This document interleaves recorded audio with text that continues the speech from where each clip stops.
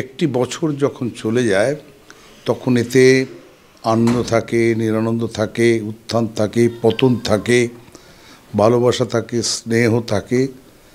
মানুষের চলমান শক্তি মানুষ, তারা চলতে থাকে।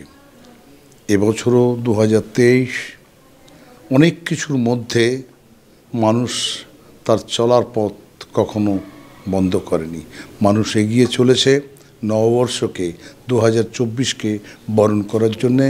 এবং আমি আপনাদের সকলকে বলি, আমাদের এই বাংলার শুধু নয়, আমাদের যে গর্ব, আমাদের যে গরিমা, আমরা বাংলা নববর্ষতে যেভাবে দেখি, ইংরেজি নববর্ষকে বাঙালির একই ভাবধারায় আমরা সকলকে দেখি।